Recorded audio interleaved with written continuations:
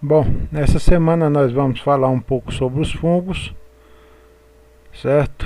Essa imagem aqui é de um corpo de frutificação ou a estrutura de reprodução de um fungo do grupo dos Basidiomycetos. Bom, com relação aos fungos, o ramo da biologia que estuda os fungos é a micologia. Os fungos são popularmente conhecidos por leveduras, bolores, mofo, trufas, cogumelo de chapéu, que é o corpo de frutificação, a estrutura de reprodução deles, e ascomicetos e basidiomycetos, tá?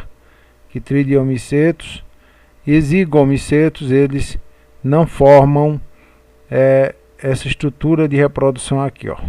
Eles não formam, eles formam esse daqui, tá? São organismos pluricelulares ou unicelulares, eucarióticos e heterotróficos, alimentando-se por absorção de nutrientes do meio. Eles habitam lugares úmidos, quentes e ricos em matéria orgânica. Daí é o ambiente desejado por eles. Com relação às suas características principais, nós poderíamos citar que eles são organismos eucarióticos, unicelulares ou pluricelulares e que eles são heterotróficos, tá?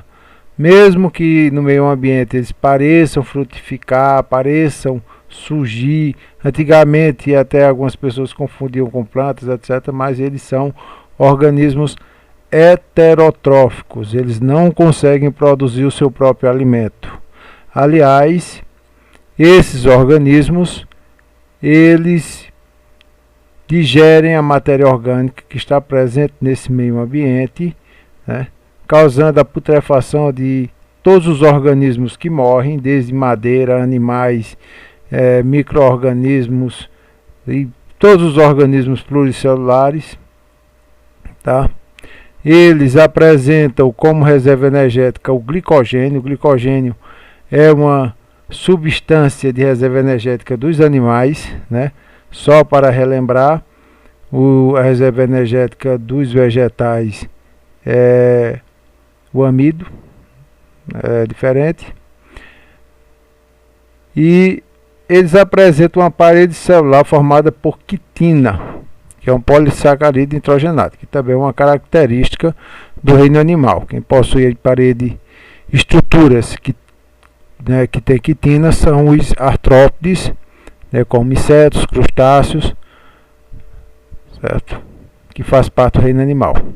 A digestão. Os fungos possuem uma parede celular, o que impede a fagocitose de nutrientes pelas células. O meio de alimentação deles é a absorção de nutrientes do meio. Eles produzem enzimas e as liberam para fora de seus corpos. Essas enzimas vão atuar no meio orgânico, onde esses organismos se instalam, degradando moléculas grandes em simples ou monômeros, que são absorvidos por eles.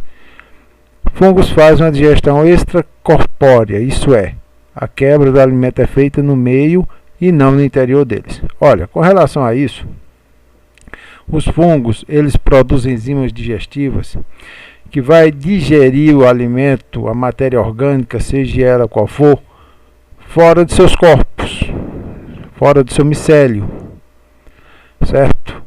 As hifas, elas apresentam também membrana celular, e a membrana celular, como vocês sabem, vocês estudaram no primeiro ano, ela permite a passagem de algumas substâncias e de outras não.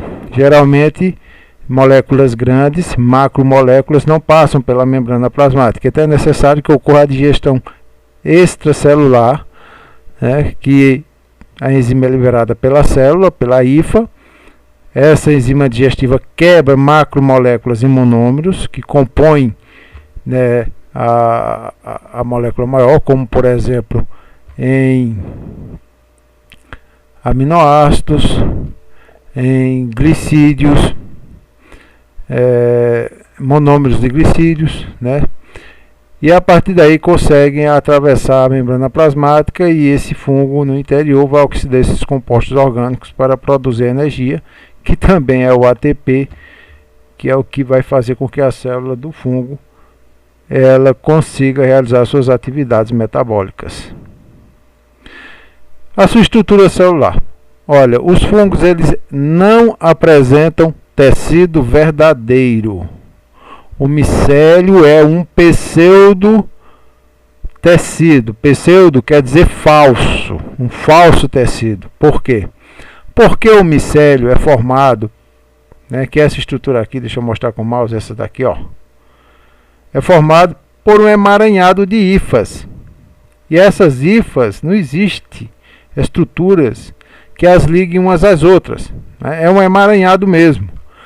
E por esse motivo que é um tecido falso, não é um tecido verdadeiro. O tecido verdadeiro existe ligações entre as células que o compõem, que apresentam função semelhante. E isso, os fungos podem até apresentar funções semelhantes nas hifas, mas não existe ligação entre essas hifas para formar um micélio. As hifas podem ser de duas formas. Elas podem ser hifas cenocíticas, que não existe um septo separando os vários e vários núcleos, na sua massa citoplasmática.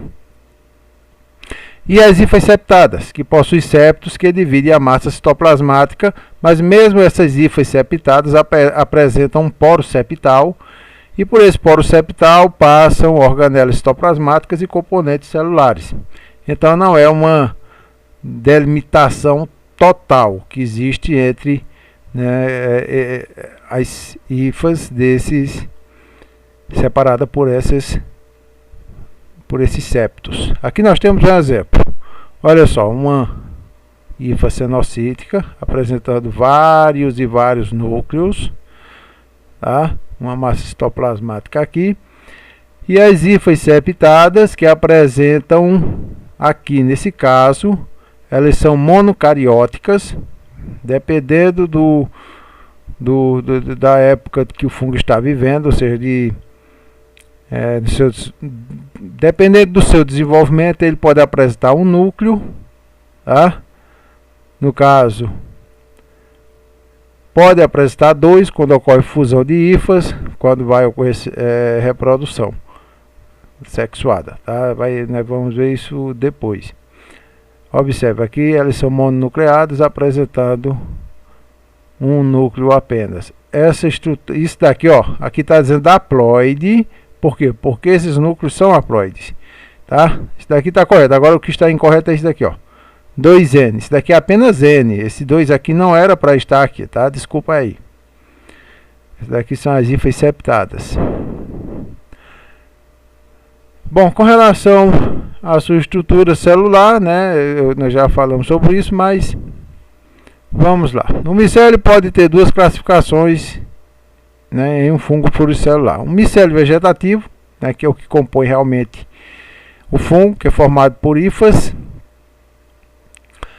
É composto por hifas que retiram do meio o alimento necessário para a sobrevivência e desenvolvimento do fungo. E o micélio reprodutor, que ele só aparece quando o fungo vai se reproduzir. É que ele vai formar esta estrutura de reprodução aqui.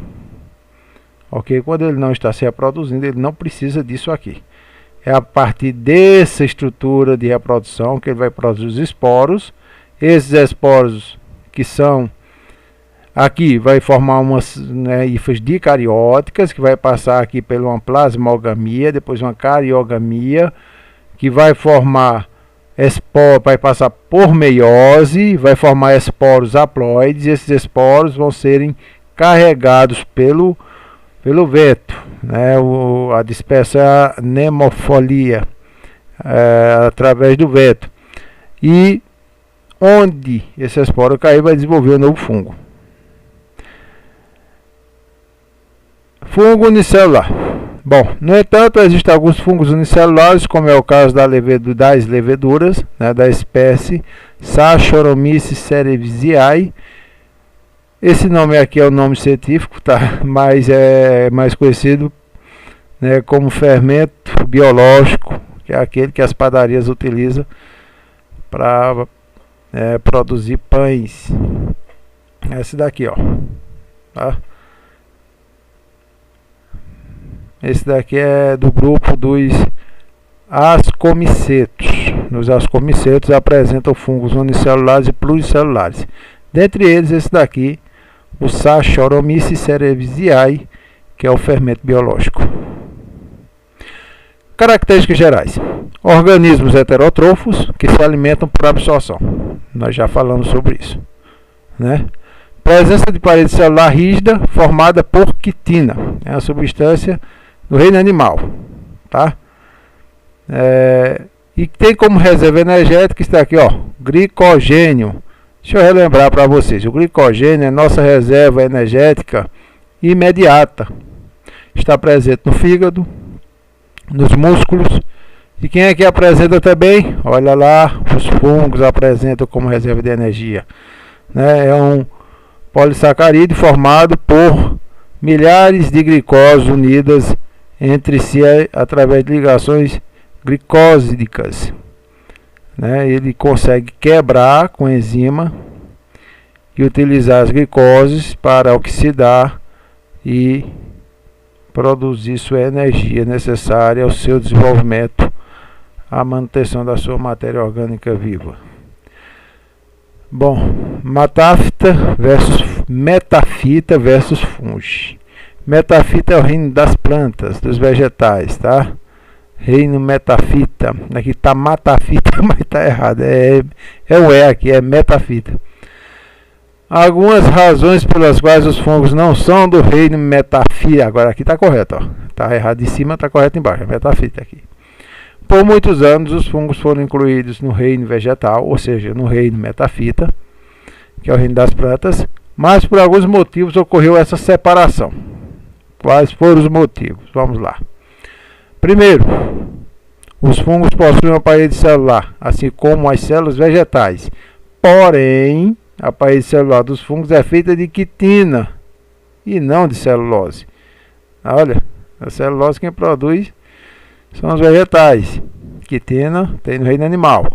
Todos os vegetais são autotróficos, enquanto os fungos eles são heterotróficos. Daí é uma das principais características que vai retirar os fungos aí, que retirou os fungos, né, do reino dos vegetais. O reino vegetal, antigamente chamado de reino metafita. Bom, modo de vida dos fungos. Fungos decompositores. Eles são extremamente importantes. Imagina o nosso planeta se não existisse bactérias e fungos para decompor a matéria orgânica. Seria uma tragédia. Mesmo porque várias substâncias químicas, né, vários ecossistemas ficariam prejudicados porque a matéria orgânica não iria voltar novamente a ciclos orgânicos. Então isso daí seria um problema sério. Os fungos decompositores obtêm seus alimentos pela decomposição da matéria orgânica. Eles podem atuar como saprófagos. Olha essa palavrinha aí, sapro quer dizer podre e fago é comer, né? Nesse caso ele se alimenta de materiais mortos, substâncias orgânicas em decomposição, degradando a matéria orgânica de organismos mortos e alimentando-se delas. Os fungos mutualísticos. Bom, certas espécies de fungos estabelecem relações mutualísticas com outros organismos. Nesse tipo de associação, ambos saem beneficiados, né? Alguns fazem mutualismos com raízes de plantas, formando aí as micorrizas. Outros fazem com as cianobactérias, formando os líquens. Aqui, né, aqui é apenas um corpo de, né, não é um exemplo de micorriza, não é exemplo de fungo que está ajudando essa planta. Ela está se alimentando da matéria orgânica morta, que é a casca desse vegetal, certo? Esse daqui é um líquen. Aí sim, esse daqui é um exemplo válido, né? Os líquens é o seguinte: geralmente a associação de um líquen é com ascomiceto, mas uma cianobactéria ou cianofícia, né? O que ocorre é o seguinte: em ambientes inóspitos como rocha e outros locais onde não existe, né, produtores, assim por diante, existe uma dificuldade muito grande de um organismo conseguir se desenvolver ali, né? Porque a água vai e escorre rapidamente, não existe substâncias, micronutrientes ali para poder um vegetal se desenvolver. Então os líquens, a associação de fungo com alga, consegue sobreviver. Por quê? Por dois motivos. Primeiro motivo, vamos falar sobre os fungos, né? O fungo, ele é heterotrófico, ele não consegue produzir seu próprio alimento, mas para se alimentar ele produz enzimas digestivas. E essas enzimas digestivas secretadas vai digerir aquele substrato e que vai quebrar macronutrientes em micronutrientes, né? E como ele forma emaranhado com as hifas, ele vai absorver a umidade, né? Fornecendo água aí para o processo fotossintético da cianofícia, da alga, que a alga vai receber do fungo, né, micronutrientes pelo processo de digestão do fungo e também água por causa, né, da estrutura que eles dois formam. Em contraposição, ela vai fornecer substâncias orgânicas a ele, vai fornecer glicose. Por quê? Porque ela consegue realizar fotossíntese, ela é fotossintetizante. E os dois conseguem, dessa forma, sobreviver em ambientes que outros organismos não conseguem. Bom, com relação aos fungos, né, tem algumas espécies que podem ser parasitas, né? Vamos ver algumas delas aqui. São fungos que alimentam-se de substâncias retidas no organismo vivo, né, prejudicando. Esses fungos podem provocar doenças em plantas e também no homem. Nas plantas, por exemplo, né, causam a necrose, pequenas manchas negras. Aqui, ó. Veja a folha da bananeira, né? As células vão sendo mortas pelo fungo. E a ferrugem nas folhas do cafeiro e do trigo, né, causando prejuízos aí na agricultura. Olha aqui a frieira, né, causa manchas, causa descamação. Esse daqui principalmente nos pés. Por quê? Porque é um ambiente que tem bastante matéria orgânica, essa, né, pele morta, ela fica úmida, o fungo encontra uma matéria orgânica abundante para poder digerir, né? Geralmente o pé você coloca em ambientes que já tem um fungo, que está contaminado pelo fungo, e dessa forma se contamina, né? Olha, quando você usa sapatos ou qualquer calçado que não existe muita ventilação e o seu pé fica molhado, se você porventura molhar os pés, você sempre que tiver oportunidade, tire os calçados, né, enxuga os pés, lave. O ideal seria lavar os pés, enxugar, calçar uma meia seca, vestir uma meia seca, calçar um sapato que esteja enxuto, para evitar esse problema aí, né? Tem um mito, né, que as pessoas dizem que quem pisar na cama, no local onde um cururu, sapo cururu, ele dorme, ou pisar em cima dele, vai, né, criar isso daí. Tem algumas pessoas que dizem que a pessoa chega até a morrer, etc. Mas veja bem, é o seguinte: esses animais, eles têm a pele úmida, formada por matéria orgânica. No ambiente que ele vive, pode porventura sim ter algum fungo ali vivendo, e você pode contaminar seu pé ao pisar naquele local, né, causando aí esse problema.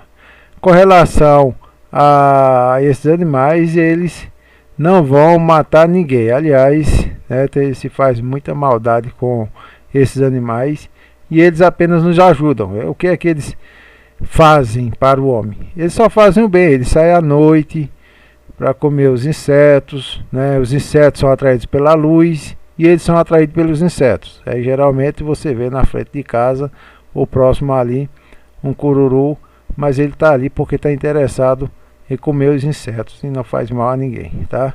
Então quem maltrata esses animais, por favor, deixe de fazer isso. Imagine que a pele deles é extremamente úmida, eles têm uma taxa de respiração também pela pele, e algumas pessoas chegam até a jogar ácido, sal ou substâncias que vai ferir esse animal. Não façam isso. É o mesmo que você fazer isso com uma mucosa sua, por exemplo, a mucosa dos olhos ou de outra parte do corpo.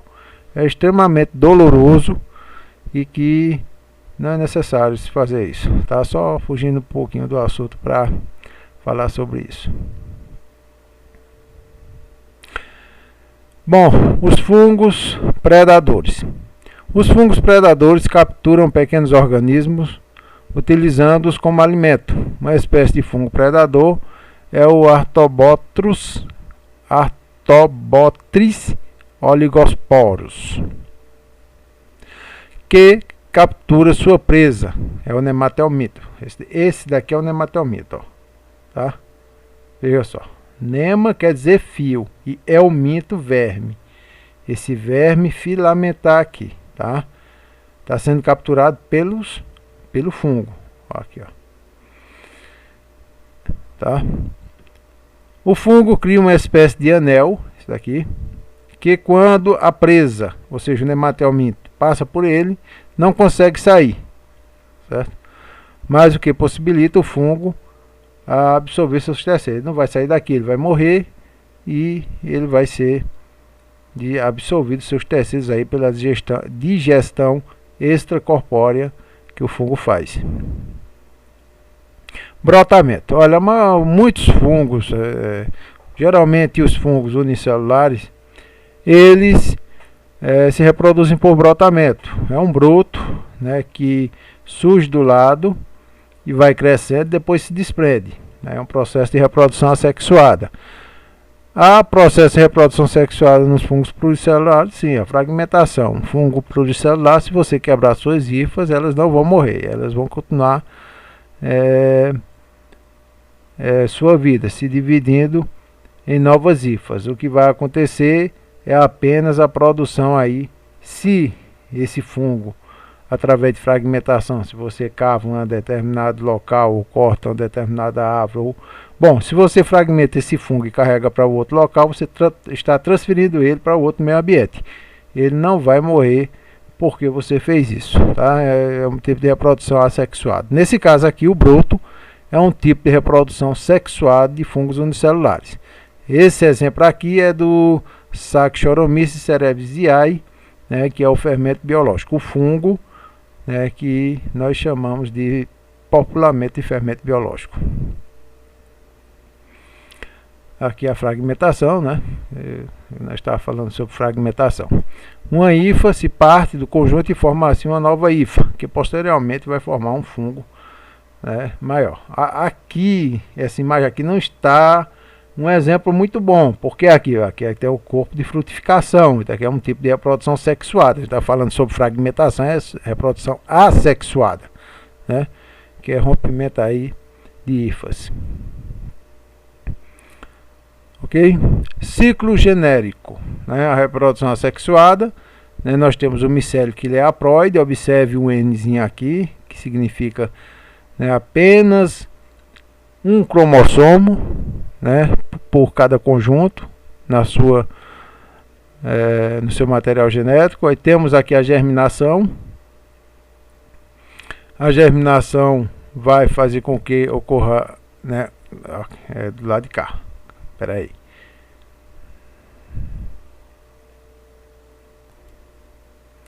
Bom, aqui nós temos, vamos começar aqui, a estrutura formadora de esporos. A estrutura formadora de esporos, que pode ser um bolor, né? Vai formar os esporos. Esses esporos vão ser carregados pelo vento, onde ele cair vai germinar e formar novos micélios, ou seja, novos fungos. Esse micélio haploide vai produzir novos esporos, que são a estrutura de reprodução, e o ciclo recomeça. Nesse caso aqui, não existe variabilidade genética. Por quê? Porque não existiu aí cariogamia nem plasmogamia, ok? O material genético é haploide, em todos os casos. Observe, esse N aqui é haploide, significa que existe apenas um cromossomo para cada conjunto 1, 2, 3 e assim por diante. Tá? Não existe variabilidade genética na reprodução assexuada.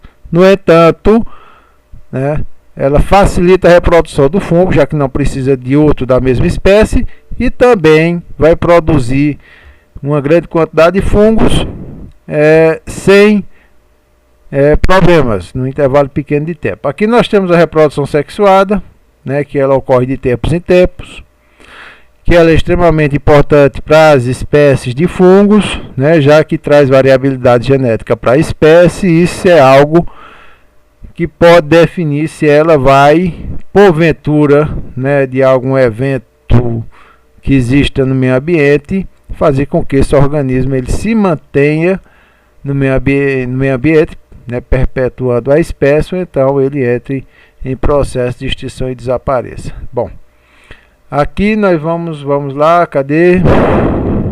Esporos. Vamos começar aqui. A estrutura formadora de esporo. A estrutura formadora de esporo vai produzir esporos, também haploides. Esses esporos, né, de hifas, né, que elas consigam ocorrer a fusão do citoplasma, ou seja, a plasmogamia, porque se forem de espécies totalmente diferentes não vai ocorrer, né, tem que ser da mesma espécie. Aí, depois que essas hifas, né, fundem-se, formando, elas eram monocarióticas, apresentando apenas um núcleo, tá, por septo. Agora elas são dicarióticas, ó, dicariótica, 2 núcleos por septo, mas eles vão continuar existindo, não vai ocorrer fusão desses núcleos, tá? Só quando eles forem se reproduzir é que vai ocorrer isso aqui, ó, cariogamia, que é a fusão dos núcleos. Aí sim, aí eles passam, né, de um estágio dicariótico, que eles ainda são haploides, mas apresentando 2 núcleos por hifa, e passam a ser diploides, apresentando apenas um núcleo, mas com fusão aí e pareamento dos cromossomos, apresentando aí para cada conjunto 2 cromossomos. Por isso que se diz que ele é diploide, 2N, diploide, que vai formar os corpos de frutificação, né, em ascomicetos e basidiomicetos, né, formando os ascorcarpos e basidiocarpos, passando pelo processo de meiose e voltando novamente aí, ó, a estrutura formadora de esporos, que os esporos serão haploides, mas nesse caso eles serão diferentes em termos de genética dos organismos que eles se originaram, né, das hifas que ocorreu a plasmogamia e cariogamia. Vai ser uma mistura, né, do DNA dessas 2 hifas aí que se encontraram. Isso traz variabilidade genética, que, como eu disse antes, é muito importante para a espécie continuar existindo no meio ambiente.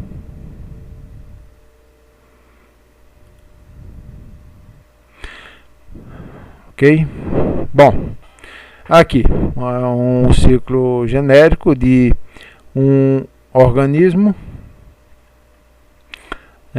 geralmente que faz esse tipo de reprodução é do grupo dos quitridiomicetos e zigomicetos, tá?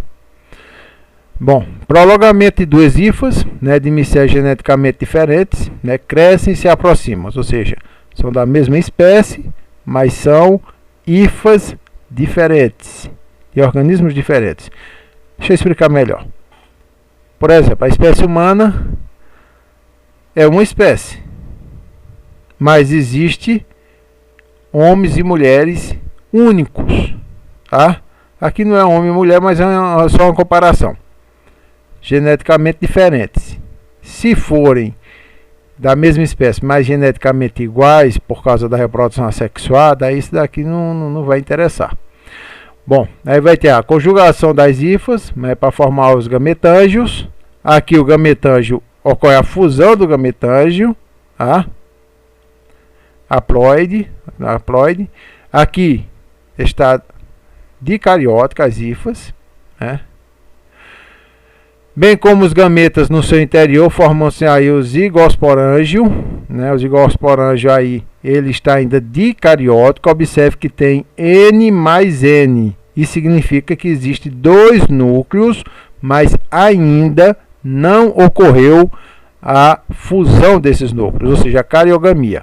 Aí quando ocorre a fecundação, aqui vai ocorrer a cariogamia e esses zigosporângios passam a formar uma estrutura chamada de zigosporos. Por quê?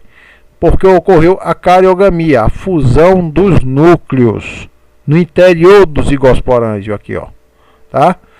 O zigoto resulta, né? Resultante desenvolve-se no interior do zigosporângio, que contém os zigosporos. Aí, depois que ocorreu, né, o pareamento dos cromossomos homólogos, né, passou pelo processo de quebra desses cromossomos e união em cromossomos diferentes, né, formando aí mais variabilidade genética, né, a meiose produz variabilidade genética e esse processo ainda faz com que a variabilidade genética seja um pouco maior, passa pelo processo de meiose. Depois da meiose vai formar os zigosporos, tá? Os zigosporos sofrem meiose, originando esporos haploides. Mas, ó, enquanto, né, as hifas se encontraram e ocorreu a formação, né, do gametângio com hifas diferentes, sendo da mesma espécie, tá? Mas são geneticamente diferentes, que é dito aqui positivo e negativo. Mas o que significa mesmo é que é da mesma espécie, mas elas, né, têm digamos assim, não são geneticamente iguais, são geneticamente diferentes. Passou por todo esse processo aqui, aí vai voltar novamente a produzir esporos haploides, mas esses esporos haploides aqui têm variabilidade genética, né, que é extremamente importante para o fungo, como no outro caso, né, para perpetuar a espécie no meio ambiente, para eles não serem todos iguais, para no caso de um sofrer com um determinado intempérie que esteja matando esses fungos, os outros que são geneticamente diferentes, que não morrem, faz com que a espécie continue existindo, né, que o principal motivo da reprodução sexuada em qualquer organismo é a perpetuação da espécie através de produção de organismos geneticamente diferentes. A reprodução sexuada produz clones, e esses clones são suscetíveis às mesmas coisas, tá? Não existe variabilidade genética. Bom, o ciclo genético, vamos, né, revisar um pouquinho.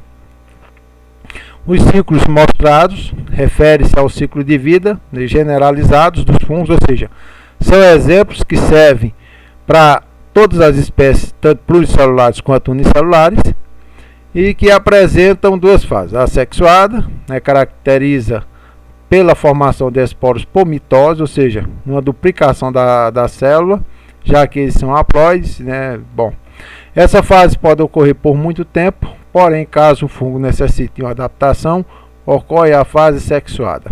Mas, eu chamar a atenção aqui também, não só por isso, mas também por quê?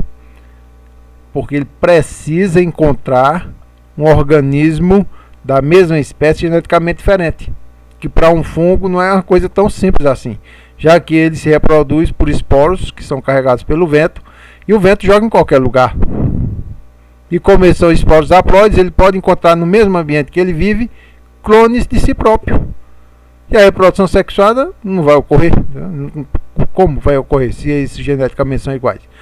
Aí nesse caso, quando ele encontra uma hifa geneticamente diferente, aí ele passa pelo processo de reprodução sexuada que nós mostramos antes.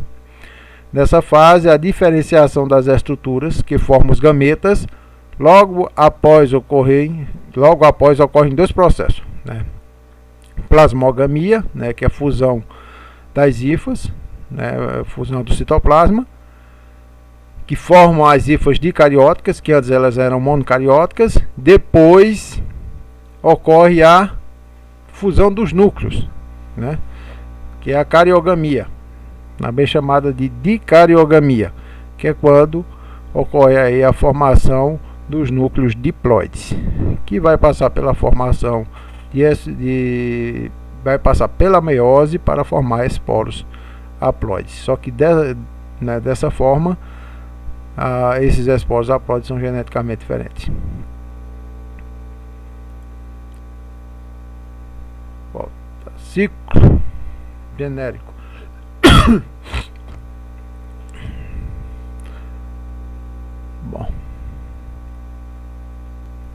Bom, classificação dos fungos. Os fungos, eles são classificados, né, no livro a partir da página 58 em Chytridiomycota ou Chytridiomycetos, Zygomycota ou Zygomycetos, né, esses daí são organismos que não formam corpo de frutificação, ou seja, o cogumelo.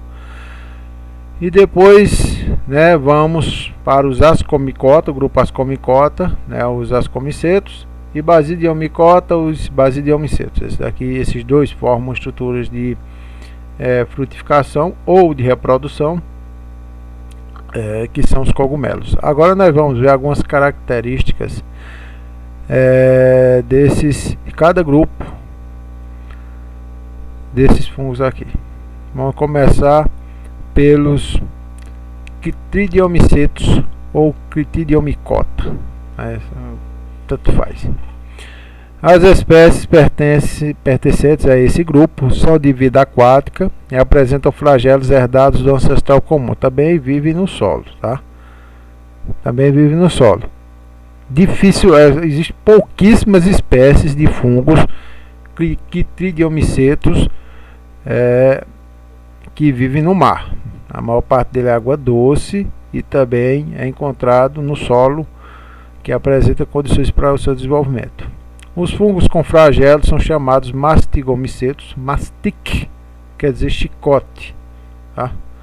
Por isso que eles são chamados de mastigomycetos, porque possuem flagelos. A maioria dos representantes possui hifas cenocíticas, ou seja, aquelas que não apresentam septo para dividir os núcleos. Os núcleos estão tudo misturado, tá? Porém, algumas espécies são unicelulares. O modo de vida dos representantes, né, pode ser parasita ou podem ser decompositores. Os zygomycetos. As espécies pertencentes a esse grupo são de vida terrestre e atuam como decompositores. Olha o exemplo aqui do pão, né?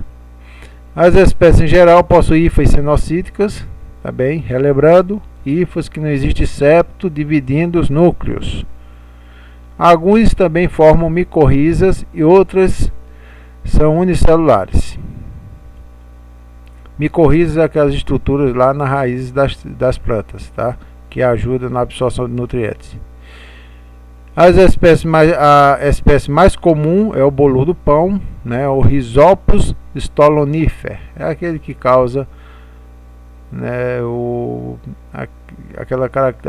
mofo do pão. Pronto, o mofo do pão. Utilidades: algumas espécies são utilizadas na elaboração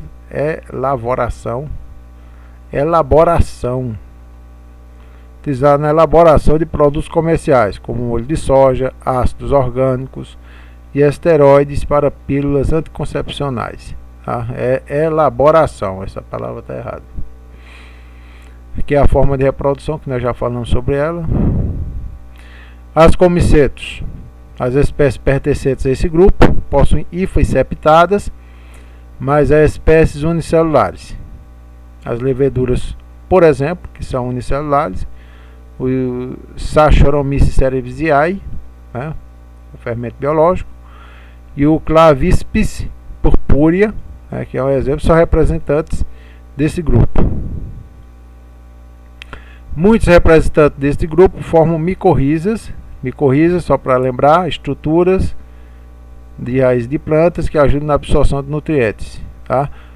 Utilidades: as leveduras do grupo podem ser usadas na produção de pão e na fabricação de cerveja, né, processo de fermentação. Os ascomycetos, né, reprodução dos ascomycetos, nós já vimos a reprodução de esse tipo de reprodução anteriormente, então vamos continuar. As comicetos na alimentação humana. Alguns ascocarpos, que é a estrutura que esses fungos formam, são apreciados na alimentação humana. É o caso das trufas, o tuber. Esse fungo forma micorrizas com carvalho e a faia. É muito comum na Europa. Aliás, essas raízes tuberosas, que é a associação de fungos, as comicetos com a raiz desses vegetais, do carvalho, elas são muito apreciadas, na culinária. E é bem cara também. Daí tem pessoas que são especializadas na colheita de trufas. Não trufa de chocolate, a trufa que é uma micorriza, é formada pelo ascomiceto. E os basidiomicetos?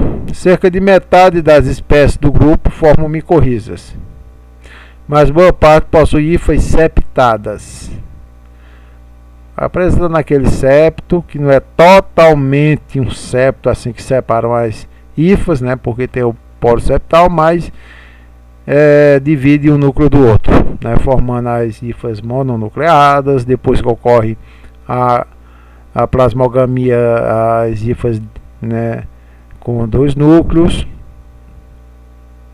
para depois ocorrer cariogamia, isso na reprodução sexuada. Bom, os basidiomicetos mais conhecidos são os cogumelos do gênero Agaricus, apreciados na alimentação do homem. A orelha de pau, isso aqui é popularmente chamada de orelha de pau, porque parece que a árvore tem orelha, foi por isso que foi apelidado. E os fungos que produzem alucinógenos, como psicocibe, além dos venenosos como amanita e muscária.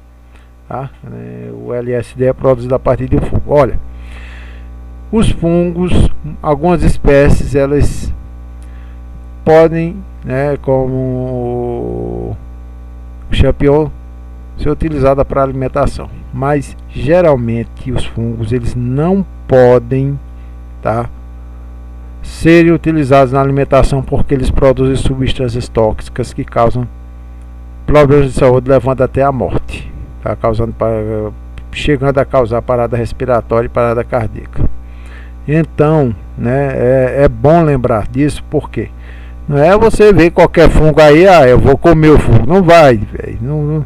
Não faça isso, porque você pode morrer, Os fungos comestíveis, geralmente eles são cultivados e você encontra no supermercado. Aqueles dali não tem problema nenhum, mas no meio ambiente só uma pessoa que é especialista para poder diferenciar aqueles que são venenosos dos que não são, Então não é para qualquer um. A formação, a reprodução do basidiomiceto é a reprodução sexuada do jeito que nós vimos antes. Bom, basidiomicetos na alimentação humana. Muitos basidiomicetos são utilizados na alimentação humana. A parte consumidora é o basidiocarpo, a estrutura de reprodução que eles apresentam.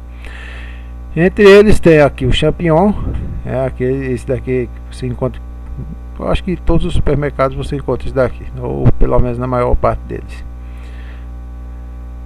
E o shiitake, Lentinula edodes, esse daqui também. Esse daqui não é muito comum, não vi, pelo menos aqui na nossa cidade, esse daqui no supermercado. Esse daqui já, inclusive, eu falava sobre os fungos, dava aula sobre os fungos, aí o pessoal me perguntava: olha, o champignon, ele realmente é gostoso, é bom?